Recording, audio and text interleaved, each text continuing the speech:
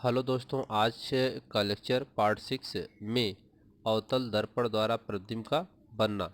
तो पहले अवतल दर्पण द्वारा प्रतिबिंब कैसे बनते हैं इनको पहले समझ लेते हैं, फिर आगे पढ़ते हैं। इसमें दिया हुआ है एनसीईआरटी बुक में पेज नंबर 181 पर दिया है कि किसी अवतल दर्पण द्वारा बिंब की विभिन्न स्थितियों के लिए बने प्रतिबिंब। बिंब मतलब होता है वस्तु, ठीक है। तो अवतल दर्पण पर वस्तु अगर अलग अलग स्थितियों में रखी जाए उसके प्रतिबिंब कैसे बनेंगे तो उसके बारे में समझते हैं। तो पहले यह बिंब की स्थिति यानी वस्तु की स्थिति, प्रतिबिंब की स्थिति, प्रतिबिंब का साइज और प्रतिबिंब की प्रकृति। तो सबसे पहला है कि अगर वस्तु अनंत पर रखी हो अवतल दर्पण से तो उसका प्रतिबिंब जो है फोकस पर बनेगा और प्रतिबिंब की साइज वस्तु से बहुत छोटा होगा यानी बिंदु के साइज का होगा और प्रतिबिंब वास्तविक एवं उल्टा बनेगा, ठीक। अब जो वस्तु है वह सी से परे यानी सी से पीछे रखी हो तो अर्थात अनंत की तरफ रखी हो सी से परे, तो उस कंडीशन में वहाँ से आने वाली किरणें प्रतिबिंब बनाएंगी फोकस और वक्रता केंद्र के बीच में, ठीक है। और जो प्रतिबिंब का साइज होगा वह वस्तु से छोटा होगा, वास्तविक और उल्टा होगा। यदि अब सी पर हो, अब वक्रता केंद्र पर ही रख दिया जाए, वक्रता केंद्र पर रख देंगे वस्तु को तो उसका प्रतिबिंब वक्रता केंद्र पर ही बनेगा लेकिन समान साइज का। जितनी बड़ी वस्तु होगी उतना बड़ा प्रतिबिंब भी बनेगा, वास्तविक और उल्टा होगा। चौथा है जब वस्तु वक्रता केंद्र और फोकस के बीच रखी हो तब इसका प्रतिबिंब सी से परे यानी सी के पीछे अर्थात अनंत की तरफ बनेगा, विवर्धित बड़ा यानी उस वस्तु से बड़ा बनेगा प्रतिबिंब, वास्तविक तथा उल्टा। यफ जब वस्तु फोकस पर होगी तब इसका प्रतिबिंब अनंत पर होगा, ठीक है, बहुत बड़ा होगा और वास्तविक तथा उल्टा होगा। पी और एफ जब ध्रुव और फोकस के बीच में वस्तु रखी होगी तो इसका प्रतिबिंब दर्पण के पीछे बनेगा। अब दर्पण के पीछे बनेगा यानी दर्पण से दाईं तरफ बनेगा पीछे, तो यह बहुत बड़ा बनेगा, वस्तु से बड़ा बनेगा, आभासी और सीधा बनेगा। यह दर्पण के पीछे बन रहा है तो आभासी और सीधा बनेगा। 5 फिगर इसके जो है वह दर्पण की जिधर से किरणें आ रही उधर ही बनेंगी अपवर्तन के पश्चात। लेकिन यहाँ पर छठवां जो है जब वस्तु फोकस और ध्रुव के बीच में होगी तब उसका प्रतिबिंब दर्पण से पीछे की तरफ बनेगा और बाकी सब सामने बनेंगे।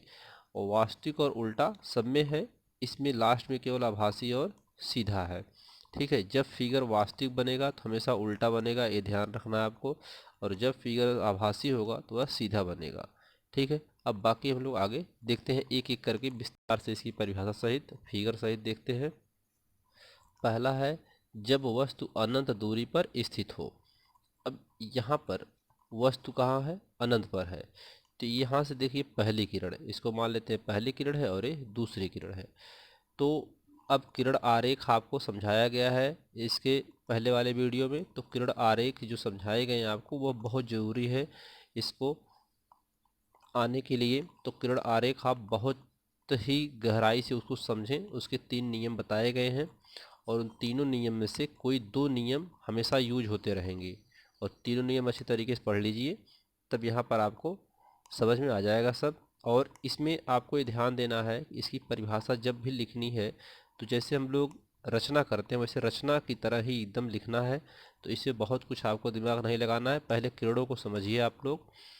तो पहली किरण क्या है, जब पहली किरण ये फोकस से होकर के आती है और दर्पण से परावर्तन के पश्चात मुख्य अक्ष के समांतर हो जाती है, यानी जब वस्तु कहाँ पर हो, अनंत पर स्थित हो, तो अनंत वस्तु से आने वाली प्रकाश की पहली किरण फोकस से होकर जाती है तथा दर्पण से परावर्तन के पश्चात मुख्य अक्ष के समांतर हो जाती है। मुख्य अक्ष है आपका ये क्या है, मुख्य अक्ष है, ठीक है, मुख्य अक्ष,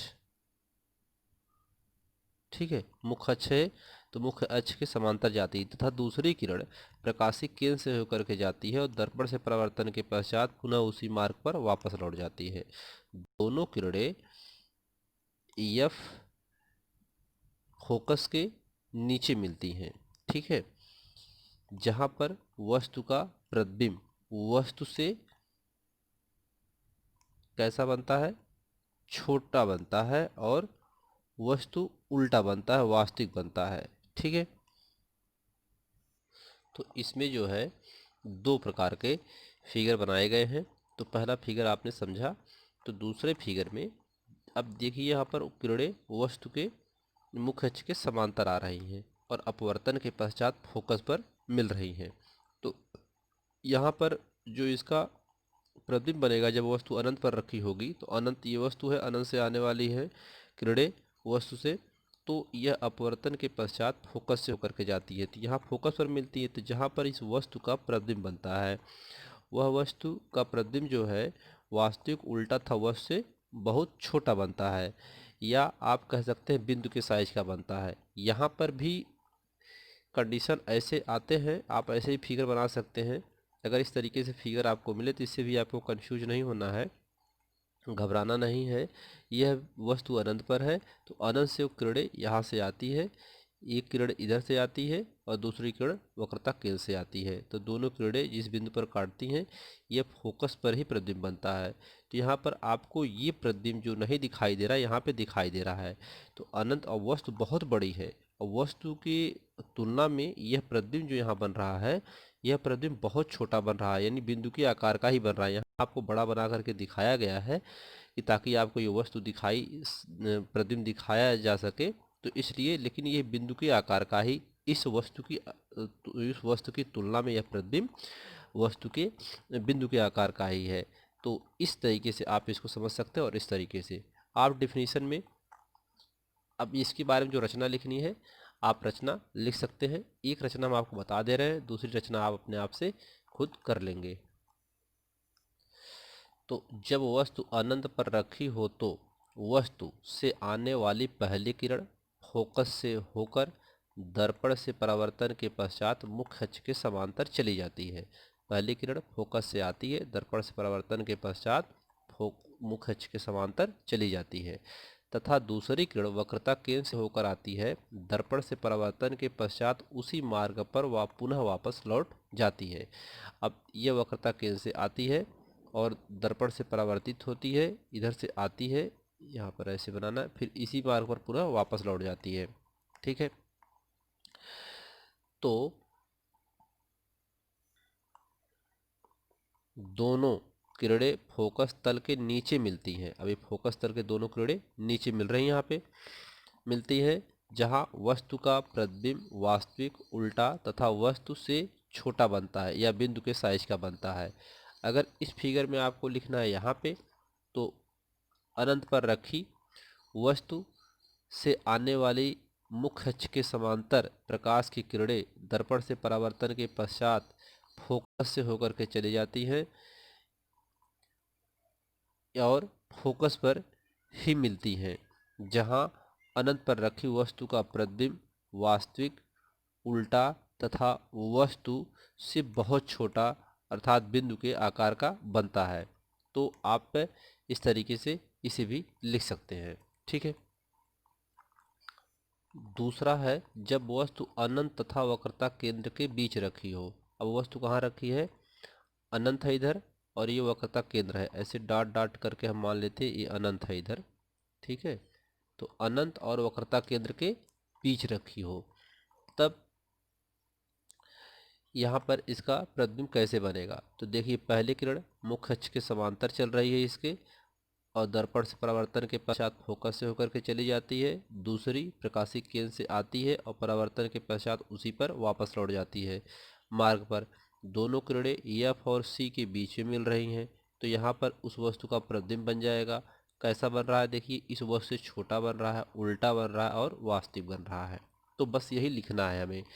जब वस्तु वक्रता केंद्र तथा अनंत के बीच रखी हो तो वस्तु से आने वाली पहली किरण मुख्य अक्ष के समांतर चलकर दर्पण से परावर्तन के पश्चात फोकस से होकर चली जाती है तथा दूसरी किरण तथा दूसरी किरण वक्रता केंद्र से होकर जाती है, दर्पण से परावर्तन के पश्चात पुनः उसी मार्ग पर वापस लौट जाती है। दोनों किरणें वक्रता केंद्र तथा फोकस के बीच मिलती हैं, जहां वस्तु का प्रतिबिंब वास्तविक उल्टा तथा वस्तु से छोटा बनता है। ठीक है। तीसरा है, जब वस्तु वक्रता केंद्र पर स्थित हो। अब वस्तु कहाँ है? वक्रता केंद्र पर है। तब वक्रता केंद्र पर जब वस्तु होगी तो पहली किरण मुख्य अक्ष के समांतर और परावर्तन के पश्चात फोकस से जा रही है। दूसरी किरण जो है मुख्य फोकस से होकर के आती है और दर्पण से परावर्तन के पश्चात मुख्य अक्ष के समांतर हो जाती है। दोनों किरणें वक्रता केंद्र के नीचे मिलती हैं और जहाँ पर वस्तु का प्रतिबिंब, अब यहाँ पे प्रतिबिंब कैसा दिखाई दे रहा है? उल्टा, और वस्तु के बराबर दिखाई दे रहा है तथा वास्तविक दिखाई दे रहा है। तो यही लिख देना है इसमें। तो जैसे जैसे किरणें आ रही हैं वैसे वैसे हमको इसमें लिखना है। ठीक है। तो ये प्रतिबिंब है, ठीक है, और ये वस्तु है। जब वस्तु वक्रता केंद्र पर रखी हो तो वस्तु से आने वाली पहली किरण मुख्य अक्ष के समांतर चलकर, अब ये कैसे चल रही है? मुख्य अक्ष के समांतर चल रही है ये किरण। मुख्य अक्ष के समांतर चलकर दर्पण से परावर्तन के पश्चात फोकस से होकर चली जाती है तथा दूसरी किरण फोकस से चलकर दर्पण से परावर्तन के पश्चात मुख्य अक्ष के समांतर चली जाती है। फोकस से आती है, मुख्य अक्ष के समांतर चली जाती है, जहाँ पर दोनों किरणें वक्रता केंद्र के नीचे मिलती हैं। कहाँ मिल रही हैं? वक्रता केंद्र के नीचे मिलती हैं, जहाँ पर वस्तु का प्रतिबिंब वास्तविक उल्टा वस्तु के बराबर तथा वक्रता केंद्र के नीचे बनता है। ठीक है। अगला है, आसान बहुत है, बस आपको केवल किरणों को समझना है, किरणें किस तरीके से चल रही, बस वही लिखना है। बाकी फिगर आपको अपने मन में सेट कर लेना है। जब वस्तु वक्रता केंद्र तथा मुख्य फोकस के बीच स्थित हो। अब वक्रता केंद्र और मुख्य फोकस, ये दोनों के बीच में ये वस्तु रखी हो, तो यहाँ पर देखिए, वस्तु से पहली किरण मुख्य अक्ष के समांतर दर्पण से परावर्तन के पश्चात फोकस से होकर के चली जा रही है। दूसरी किरण फोकस से होकर के आती है और परावर्तन के पश्चात मुख्य अक्ष के समांतर हो जाती है। अब दोनों किरणें सी से परे और या सी और अनंत के बीच, या सी से पीछे बोलेंगे, सी के सामने यानी दर्पण के सामने ही बनता है, वह से बड़ा उल्टा बनता है। ठीक है। तो इसी को इसमें लिखना है।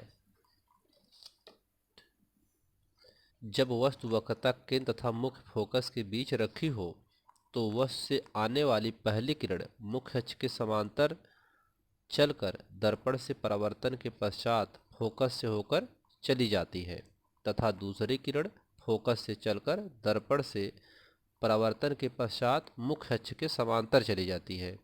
दोनों किरणें वक्रता केंद्र तथा अनंत के बीच मिलती है, जहां वस्तु का प्रतिबिंब वास्तविक उल्टा तथा वस्तु से बड़ा बनता है। तो उम्मीद करते हैं कि आपको ये समझ में आ गया होगा। अब इसके दो बच रहे हैं। तो अवतल दर्पण द्वारा प्रतिबिंब के बनने के हम लोगों ने चार इसके जो नियम थे उसको पढ़ लिए हैं। दो और हैं, वह अगले लेक्चर में आपको पार्ट 7 में बताया जाएगा और उसके उपयोग बताए जाएंगे। ठीक है। तो इस लेक्चर में इतना ही। धन्यवाद।